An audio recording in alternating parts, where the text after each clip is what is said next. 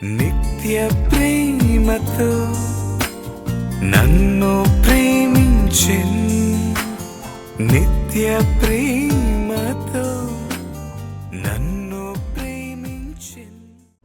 We follow the star.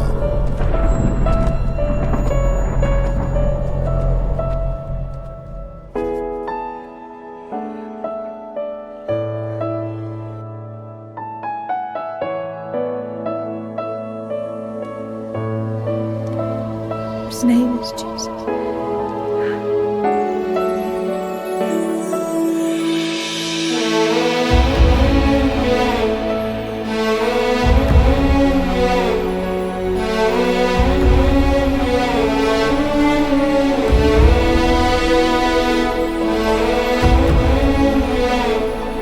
You shall turn the hearts of the fathers to the children, and the heart of the children to their fathers.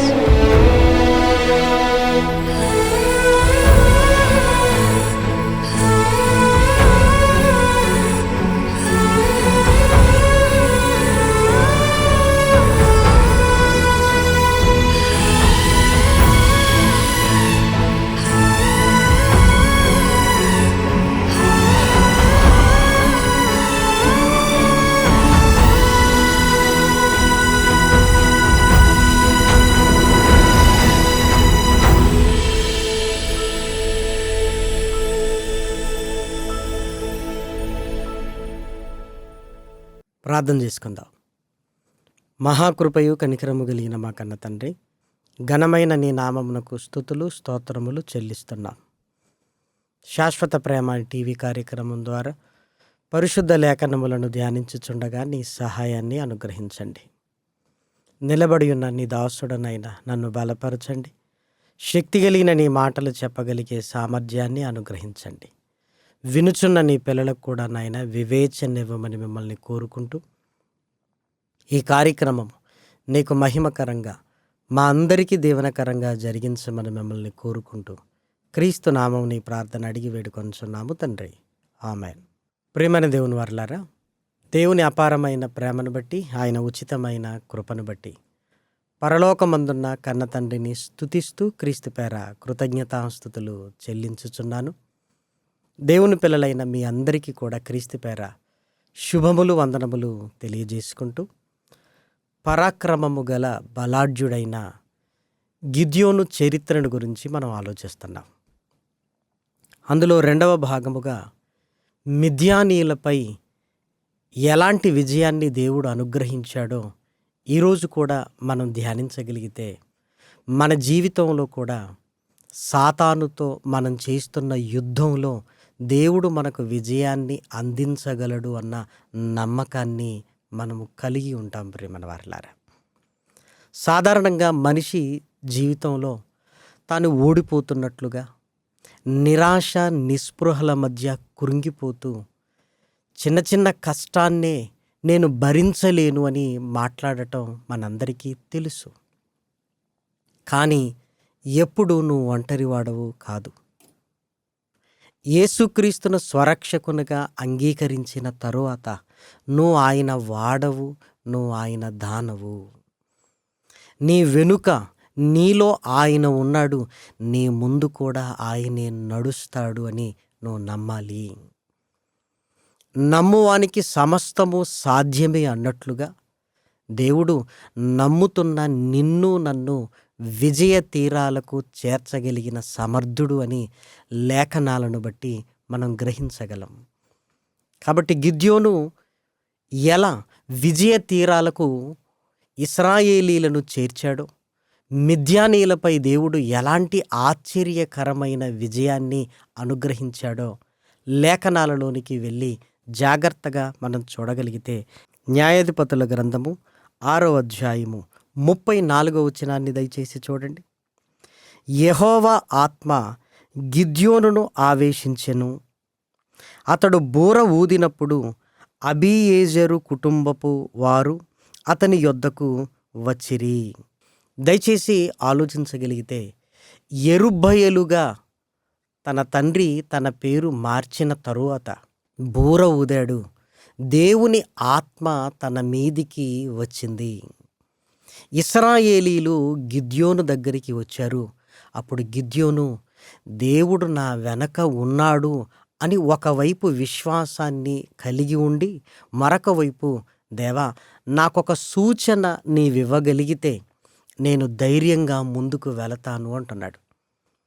లేఖనాలను చదువుకుంటున్నప్పుడు మనకి ఏమనిపిస్తుంది అంటే, దేవుడు చెప్పిన గిద్యోను ఎందుకు ఇలా అడుగుతున్నాడు అని మనం అనుకుంటాం. కానీ పరిస్థితులలోనికి వెళ్ళి ఆలోచించండి. కష్టాలు వినేవాడికి పరిస్థితులు అర్థం కాదు, ఆ పరిస్థితులలో ఉన్నవాడికి కష్టం విలువ తెలుస్తుంది ప్రేమన వారలారా. కాబట్టి గిద్యోను ఏదో అవిశ్వాసము అని అలా ఆలోచించడానికి వీల్లేదు. ఆ పరిస్థితులలోనికి వెళితే దేవుడు నాకు తోడై ఉన్నాడా లేదని మరలా ఒక సూచనను అడుగుతున్నాడు. దీనిని అవిశ్వాసముగా మనం పరిగణించడానికి వీలు లేదు. నాకొక సూచననివ్వవా ప్రభువా అన్నాడు. దేవుడు కూడా సరే అన్నాడు. ఏమైనా మాట్లాడితే దేవుడు మాట్లాడాలి. ఆయనే మాట్లాడకుండా సూచనను అనుగ్రహిస్తున్నప్పుడు మాట్లాడటానికి మనమెవరు చెప్పండి? భక్తుల జీవితాలను అర్థం చేసుకోవడానికి ప్రయత్నం చెయ్యాలే తప్ప మనము భక్తుల జీవితాలలో తప్పులు వెతికే ప్రయత్నం చేయకూడదు. వారి జీవితాలలో తప్పులు లేవు. ఒకవేళ ఉంటే దేవుడే మాట్లాడతాడు. దేవుడు మాట్లాడనప్పుడు మనం ఎందుకు మాట్లాడాలి? కాబట్టి దేవుడు సరే ఇదిగో సూచనను నీకు ఇస్తాను అన్నప్పుడు గొర్రె బొచ్చును తీసుకుని వచ్చాడు. నేల మీద పెట్టాడు. నేలంతా మంచుతో తడవాలి, ఈ గొర్రె బొచ్చు తడవకూడదు నాయన, మంచు దీని మీద పడకూడదు అన్నాడు. అలాగే జరిగింది. మరలా ఈ ఒక్కసారి ప్రభువా అన్నాడు. సరే అన్నాడు. ఇదిగో నేలంతా మంచు పడకూడదు, ఈ గొర్రె బొచ్చు మీదనే మంచు పడాలి అన్నాడు. అలానే జరిగింది. నిర్ధారించుకున్నాడు ప్రేమన దేవుని పిల్లలారా, దేవుడు నాకు తోడై ఉంటాడు అని. ప్రేమన వారలారా, దయచేసి ఆ మాట దయచేసి చూడండి. న్యాయాధిపతుల గ్రంథము 6వ అధ్యాయము 40వ వచనం. ఆ రాత్రి దేవుడు అలాగున చేసెను, నేల అంతటి మీద మంచు పడినను ఆ బొచ్చు మాత్రమే పొడిగా ఉండెను. మొదటిసారి నేల మీద మంచు పడింది. ఇదిగో గొర్రె బొచ్చు పొడిగా ఉంది. అలాగే తరువాత దానికి వ్యతిరేకంగా జరిగింది. దయచేసి లేఖనాలలో చూడండి. 8వ వచనం. అలాగున జరిగెను, అతడు ప్రొద్దున లేచి బొచ్చును పిడిచి నీళ్లతో పాత్ర నిండు వరకు ఆ బొచ్చు నుండి మంచును పిండెను. మొదటిసారి నేలంతా పొడిగా ఉంది, మంచు గొర్రెబొచ్చు మీద పడింది. గొర్రెబొచ్చును పిండినప్పుడు నీళ్ళు వచ్చేసాయి. రెండవసారి ఏమడుగుతున్నాడు అంటే, ఈ గొర్రెబొచ్చు పొడిగా ఉండాలి, నేలంతా మంచుతో తడవాలి అన్నాడు. అలానే జరిగింది. కాబట్టి దేవుడు సూచనను గ్రహించిన గిద్యోను ఇక ఆలస్యం చేయలేదు. మిద్యానీల పైకి యుద్ధానికి సిద్ధమవుతున్నాడు. కాబట్టి మన కష్టాలలో, మన కన్నీళ్లలో, మన ఇబ్బందులలో లేదా సమస్యలతో నీ పోరాటంలో దేవుడు నీకు తోడై ఉంటాడు. నేను నీకు తోడై ఉన్నాను అనటానికి సూచనను కూడా నీ కళ్ళ ముందు పెడతాడు. లేఖనాల ద్వారా కావచ్చు, సేవకుల ద్వారా కావచ్చు, పరిస్థితుల ద్వారా కావచ్చు, నీ ఆత్మ నీతో మాట్లాడటాన్ని బట్టి కావచ్చు, నీ మనస్సాక్షికి అది అర్థమవుతుంది. ప్రేమన వారలారా, దేవుడు ఒక సూచనను అనుగ్రహిస్తున్నాడు అంటే ఇక నిన్ను విజయ తీరాలకు చేర్చడానికి దేవుడు నీకు తోడై ఉన్నాడు అని అర్థం. ప్రేమన వారలారా, కాబట్టి విశ్వసిస్తున్న మనకు దేవుడు సూచనను కూడా అనుగ్రహిస్తాడు అని మనం గ్రహించాలి. ప్రేమన వారలారా, కాబట్టి గిద్యోను ఇక దేవుని ఏర్పాటులోనికి వెళుతున్నాడు. దేవుడు ఎంతమంది చేత విజయాన్ని ఇవ్వాలనుకుంటున్నాడో, దేవుడు చేసే కార్యాలు ఎంత గొప్పగా ఉంటాయో దయచేసి 7వ అధ్యాయంలో మిద్యానీలపై యుద్ధానికి దేవుడి ఏర్పాటును జాగ్రత్తగా గమనించగలిగితే చాలా ఆశ్చర్యం కలుగుతుంది. ప్రేమన వారలారా, మిద్యానీలేమో మిడతల దండంత ఉన్నారు. అలాంటప్పుడు ఎన్ని వేల మంది వారి మీదకి యుద్ధానికి వెళ్ళాలి? గిద్యోను జనులందరినీ పిలిచాడు, అందరూ వచ్చారు. కానీ దేవుడు వారితో మాట్లాడుతున్న మాటను దయచేసి చూడండి. న్యాయాధిపతుల గ్రంథము 7వ అధ్యాయము 2వ వచనం. కాబట్టి నీవు ఎవడు భయపడి వణుకుచున్నాడో వాడు త్వరపడి గిలాదు కొండ విడిచి తిరిగి వెళ్ళవలనని జనులు వినునట్లుగా ప్రకటించుమని గిద్యోనుతో సెలవిచ్చెను.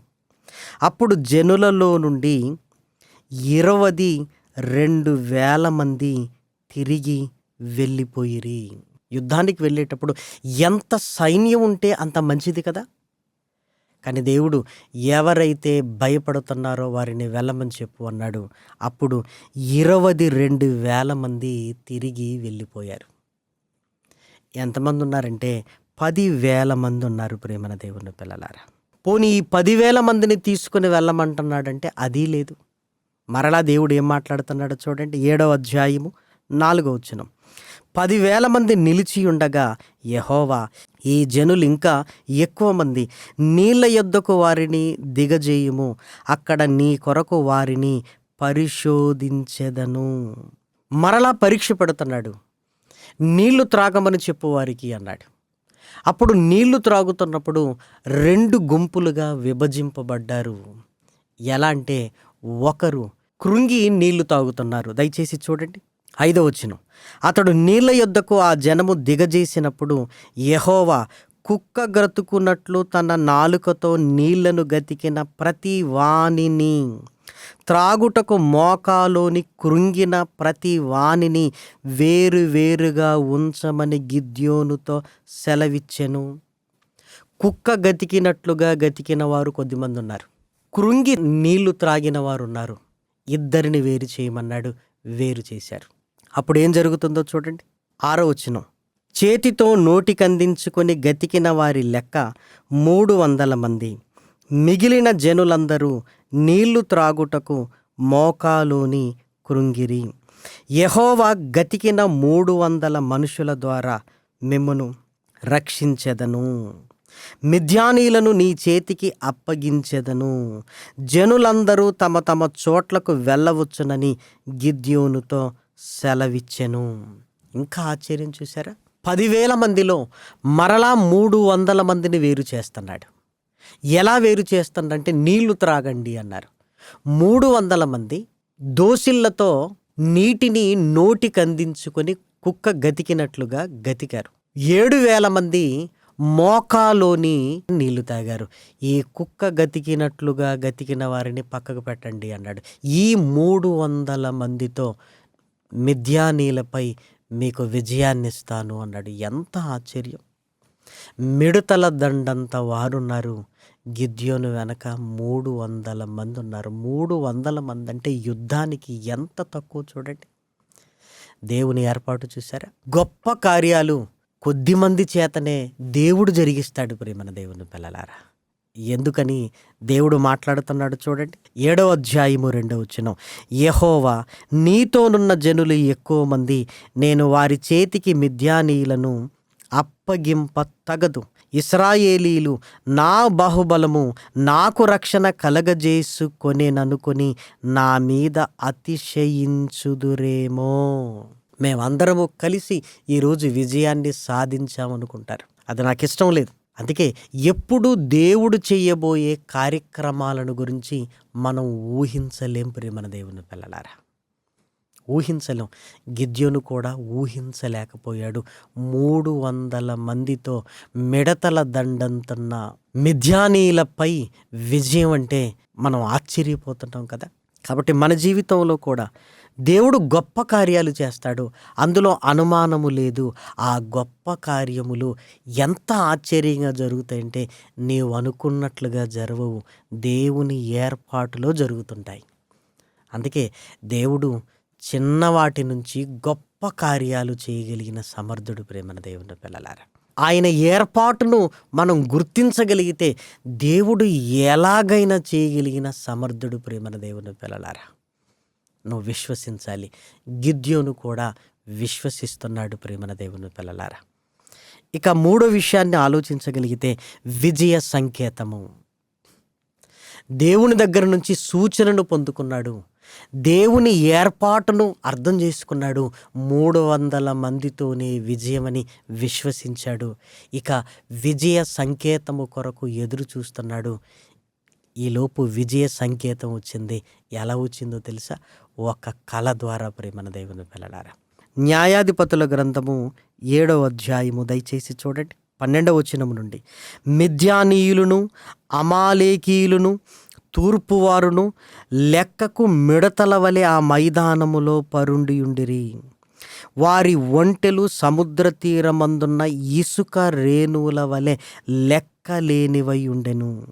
గిద్యోను వచ్చినప్పుడు ఒకడు తాను కనిన కలను తన చెలికానికి వివరించుచుండెను. ఎట్లనగా, నేనొక కల కంటిని. అదేమనగా, యవల రొట్టె ఒకటి మిద్యానీల దండులోనికి దొర్లి ఒక గుడారమునకు వచ్చి దానిని పడగొట్టి తలక్రిందులు చేసినప్పుడు ఆ గుడారము పడిపోయెనని చెప్పెను. అందుకు వాని చెలికాడు, అది ఇశ్రాయేలీయుడైన యోవాషు కుమారుడగు గిద్యోను ఖడ్గమే గాని మరేమీ కాదు. దేవుడు మిద్యానీయులను ఈ దండంతటను అతని చేతికి అప్పగింపబోచున్నాడని ఉత్తరమిచ్చెను. వెంటనే ఆ గిద్యోను ఆ కలను తాత్పర్యమును వివరముగా తెలుసుకొని ఇదే మన విజయ సంకేతము అని రెట్టించిన ఉత్సాహముతో 300 మందితో కదిలాడు. 300 మందితో.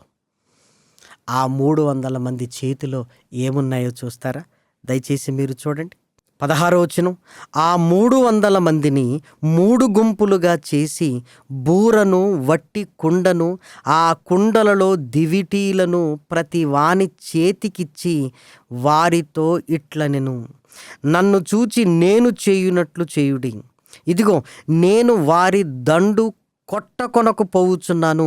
నేను చేయునట్లు మీరు చేయవలెను. నేనును నాతోనున్న వారందరూ బూరలను ఊదునప్పుడు మీరును దండుపాలమంతటి చుట్టూ బూరలను ఊదుచు యెహోవాకును గిద్యోనుకు విజయమని కేకలు వేయవలెనని చెప్పెను. 300 మందిని 3 గుంపులుగా చేశారు. కుండ, దివిటి. మీరు ఆలోచించండి. యుద్ధానికి వెళ్ళేవారు తీసుకుని వెళ్ళవలసిన ఆయుధాలేనా ఇవి? కానీ వెళుతున్నారు ప్రేమన దేవుని పిల్లలారా. ఇసుక రేణువుల వలె ఒంటెలున్నవి, మిడతల వలె సైన్యమున్నవి. 300 మంది 3 గుంపులుగా వెళుతున్నారు. గిద్యోను వారికి ముందుగా తెలియజేశాడు, నేను చేయనట్లుగా చేయండి అని. ఇక చివరి ఘట్టంలోనికి వెళ్ళగలిగితే న్యాయాధిపతుల గ్రంథము 7వ అధ్యాయము 22వ వచనం. ఆ 300 మంది బూరలను ఊదినప్పుడు యెహోవా దండంతటిలో ప్రతి వాని ఖడ్గమును వాని పొరుగు వాని మీదికి త్రిప్పెను. 20వ వచనం చూడండి. అట్లు ఆ 3 గుంపుల వారు బూరలను ఊదుచు ఆ కుండలను పగలగొట్టి ఎడమ చేతులలో దివిటీలను కుడి చేతులలో ఊదుటకు బూరలను పట్టుకొని యెహోవా ఖడ్గము, గిద్యోను ఖడ్గము అని కేకలు వేసిరి. యెహోవా శత్రువుల దండులో ఒకరి ఖడ్గమును ఇంకొకరి వైపుకు త్రిప్పాడు. విజయం గిద్యోను వశమైంది. ప్రేమన దేవుని పిల్లలారా, ఎంత ఆశ్చర్యం, ఎంత ఆశ్చర్యం. 7 సంవత్సరాలు మిద్యానీల చేతి క్రింద నలిగిన జీవితాలకి ఏమండి ఆశ్చర్యకరమైన విడుదల. ప్రేమన దేవుని పిల్లలారా, ఇశ్రాయేలీలు ఊహించని విజయం. గిద్యోను విశ్వాసముతో దేవుడు ఉన్నాడు అని ముందడిగి వేసి దేవుడు చెప్పినదల్లా చేశాడు. విజయం వారి పాదక్రాంతమైంది. వీరు ఎవరినీ కత్తెత్తి దండించలేదు. అసలు వీరి చేతిలో బూర, దివిటి, కుండను పగలగొట్టారే తప్ప మరేమీ లేదు. ఇసుక రేణువుల వలె ఉన్న ఒంటెలు, మిడతల దండంత సైన్యము ఒకరినొకరు పొడుచుకున్నారు, పారిపోయారు. ప్రేమన దేవుని పిల్లలారా, ఎంత ఆశ్చర్యం కలుగుతుంది. దీన్ని బట్టి మనకి ఏమర్థం అవుతుంది? దేవుణ్ణి ఆనుకోగలిగితే ఆయన ఆశ్చర్యకరమైన సహాయాన్ని అనుగ్రహించి నిన్ను నన్ను లేవనెత్తుతాడు ప్రేమన వారలారా. దేవుని కార్యములు చాలా గొప్పవి. వాటిని మనం నమ్మలేకపోతున్నాం. ఇది జరగదులేంది, అమ్మో ఇది జరగటం కష్టం అండి అని రకరకాలుగా మనమే ఊహించుకుంటున్నాం. కానీ దేవుడు చెయ్యమన్నట్లుగా చేయగలిగితే విజయం మనదే. ఆ 300 మంది గిద్యోను, మనం వెళుతున్నది యుద్ధానికి. ఖడ్గమేది, ఈ కుండెందుకయ్యా, ఈ దివిటి ఎందుకయ్యా, ఈ బూర ఎందుకయ్యా అని అడగలేదు. గిద్యోను దేవుణ్ణి అడగలేదు. కానీ దేవుడు చెప్పినట్లుగా చేశారు. విజయం వరించింది ప్రేమన దేవుని పిల్లలారా. ఆలోచించగలుగుతున్నారా? గిద్యోను జీవితాన్ని చూడగలిగితే దేవుడు నా వెనక ఉన్నాడా లేదా సూచనను అనుగ్రహించుకున్నాడు. ముందు సూచన ద్వారా తెలుసుకున్నాడు దేవుని ఏర్పాటులో ఎంతమంది ఉన్నారు అని. ఇదిగో వారిని పరీక్షించడానికి మొదలుపెట్టారు. 300 మంది అని తేలింది. ఆ 300 మందిని 3 గుంపులుగా తీసుకొని వెళ్ళాడు. మిద్యానీయులపై విజయాన్ని సాధించాడు ప్రేమన వారలారా. ఈ విజయం వెనుక ఎవరు కనపడుతున్నారు? కేవలం దేవుడు మాత్రమే కనపడుతున్నారు కదా. దయచేసి మీరు ఆలోచించండి. ఇవన్నీ మనం లోకంలో వింటున్న కట్టుకథలు కాదు ప్రేమన వారలారా. ఇదే నేల మీద యథార్థ సంఘటనలు. దేవుడు యుద్ధాలను సహితము ఇదిగో తన పిల్లలకు విజయాలను అనుగ్రహించిన గొప్ప దేవుడు. విజయాలను తన పిల్లలకు అనుగ్రహించిన గొప్ప దేవుడు ప్రేమన దేవుని పిల్లలారా. దేవుడు మిద్యానీలపై ఆశ్చర్యకరమైన విజయాన్ని ఎలా అనుగ్రహించాడో చూడండి. వీటన్నింటినీ వింటున్న మనం ఏం ఆలోచిస్తున్నాం? మనకు కూడా సమస్యలు వస్తాయి. ఆ రోజు మిద్యానీయుల వల్ల ఇశ్రాయేలీలకు సమస్య వస్తే ఈరోజు మన విరోధి ఎవరు? అపవాది కదా. వాడు ఎవరిని మృంగుదనాన్ని వెతుకుతూ తిరుగుతున్నాడు. వాడి సైన్యము కోట్ల కొలది. ఆకాశ మండలమందున్న దురాత్మల సమూహముతో మీరు పోరాడుచున్నారు అని లేఖనాలలో వ్రాయబడింది. అయినా నువ్వు జడియొద్దు. దేవుడు నీకు సూచనను అనుగ్రహిస్తాడు. దేవా, నాకు సూచన నీవు నాకు తోడుగా ఉన్నావని, నేను నిలబడతాను నాయనా అని గిద్యోను వలె నువ్వు అడగగలుగుతున్నావా? దేవుని ఏర్పాటులోనికి నువ్వు వెళతావు. నీ చుట్టూ జరుగుతున్నవి చూస్తున్నప్పుడు నమ్మలేకుండా ఉంటాయి, కానీ నమ్మి తీరాలి. 300 మందిని తీసుకొని వెళ్ళంటే గిద్యోను నమ్మాడు. కాబట్టి నీవు చుట్టూ జరుగుతున్నది నమ్మలేని స్థితిని కనిపిస్తుంది, అయినా నువ్వు నమ్మాలి. తరువాత దేవుడు విజయ సంకేతాన్ని నీ కళ్ళ ముందుంచుతాడు. నీకు అర్థమవుతుంది, దేవుడు నాకు విజయాన్ని ఇవ్వబోతున్నాడు అని ప్రేమన దేవుని పిల్లలారా. కాబట్టి విశ్వాసాన్ని విడిచిపెట్టకు. దేవుడు చెయ్యమన్నట్లుగా చెయ్యి. నాయనా, నీవు చెయ్యమన్నట్లుగా నేను చేస్తాను, నేను ముందుకు వెళతాను అంటే విజయం నీ పాదాక్రాంతం అవుతుంది. సమస్యలు తొలగింపబడతాయి. దుష్టునితో పోరాటములో నీవు నేను విజయాన్ని సాధిస్తాం ప్రేమన దేవుని పిల్లలారా. లేఖనాలలో వ్రాయబడిన మాటను దయచేసి చూడండి.